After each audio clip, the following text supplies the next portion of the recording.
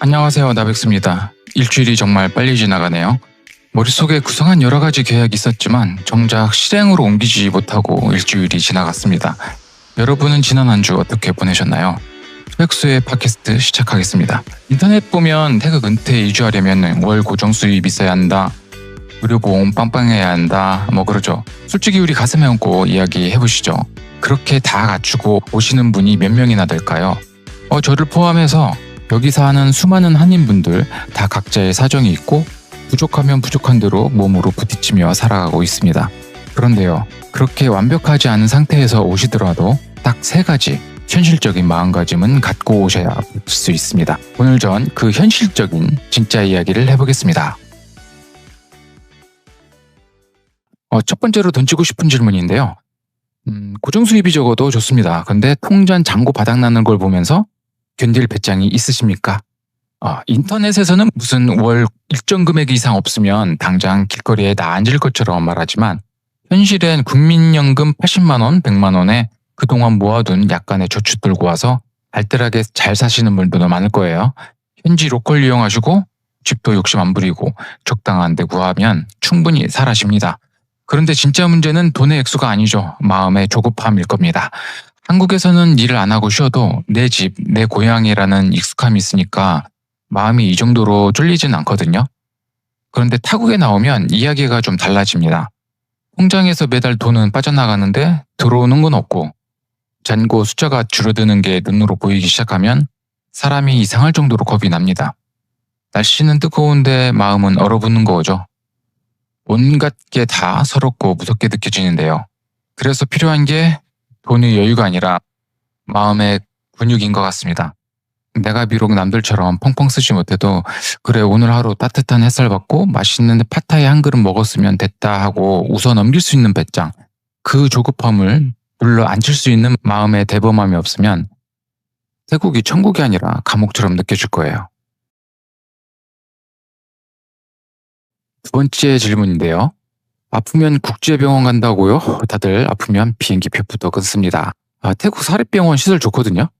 호텔 같고 통역도 있고 의사들도 친절하죠. 방송이나 유튜브에서 보면 매일 태국 의료 수준 높다고 자랑을 합니다. 그런데 정작 여기에 살고 있는 보통의 한국 사람들은 어떨까요? 갑자기 몸이 아프거나 어디가 안 좋으면 국제병원부터 예약할까요?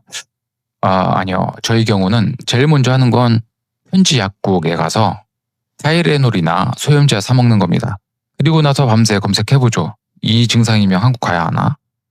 수백만 원, 수천만 원짜리 사립병원의 비보험 치료비를 턱턱 낼 수 있는 부자가 아닌 이상 우리는 아플 때 비로소 깨닫게 됩니다.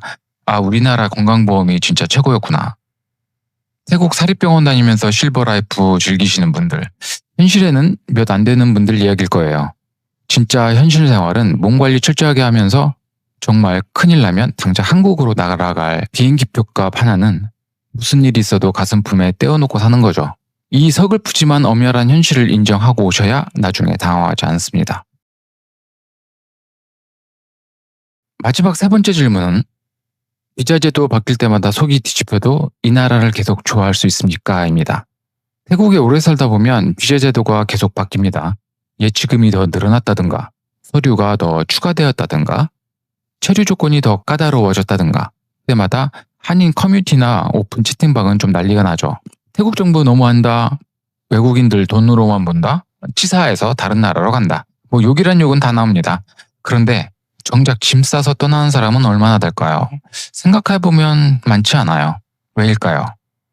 불합리하고 치사하고 짜증나도 태국이라는 나라가 주는 그 특유의 느긋함과 자유로움, 이 매력이 그 불편함을 뛰어넘기 때문일 거예요. 태국 와서 산다는 건요, 그 나라의 좋은 점만 쏙쏙 빼먹겠다는 게 아닙니다. 그 나라의 치사함, 행정의 답답함, 외국인으로서 받는 은근한 차별까지도 내 생활의 일부로 받아들이겠다는 약속이겠죠. 완벽한 법적, 재정적 방어막을 치고 사는 사람은 거의 없을 거예요. 다들 제도 바뀌면 대행업체 알아보고 서류 새로 떼고 발을 동동 구르며 애태우면서 버티는 거죠. 그 스트레스를 기꺼이 감수하면서도 그래도 나는 태국이 좋다라고 말할 수 있는 애정이 있느냐, 그게 중요한 것 같습니다. 다음 주제로 넘어가 보겠습니다. 해외에 오래 살다 보면 주변에서 그런 질문을 많이 받게 되거든요. 이제 한국 돌아갈 생각은 아예 안 하냐? 평생 거기서 살 거냐? 하고요. 사실 여기서 터잡고 살다 보면 매일 자기 일하느라 바빠서 한국에 돌아갈 생각할 겨를도 없습니다. 비행기표 알아볼 시간도 없죠. 그런데 이상하게 아주 가끔 정말 아무렇지도 않게 지나가는 일상 속 한순간에 툭 하고 한국 생각이 떠오를 때가 있습니다. 달력에서 명절 날짜를 무심코 봤을 때라든지 어디선가 오랜만에 익숙한 한국 노래나 음식 냄새가 날 때라든지 아니면 차 타고 혼자 한참 달리다가 문득 정막이 흐를 때 10년을 살았든 20년을 살았든 타국에 터를 잡고 사는 이상 이 마음 한구석의 헛헛함은 완전히 사라지지 않는 것 같아요. 우리가 왜 매일 바쁘게 살면서도 가끔 한국을 그리워하고 그러면서도 결국 이곳에 남아 사는지 그 솔직한 속마음을 함께 털어볼까 합니다. 우선 한국이 문득문득 그리워지는 순간들을 한번 이야기해 보겠습니다. 첫째는 이 더운 방콕 도로 위에서 꽉 막혀 있을 때 들어오는 한국의 상쾌함입니다. 1년 365일 에어컨 바람 밑에 살면서 무더운 매연속을 달리다 보면 가을날 창문 다 열고 선선한 바람 맞으면서 운전하던 그 뽀송뽀송함이 미치도록 생각날 때가 있어요.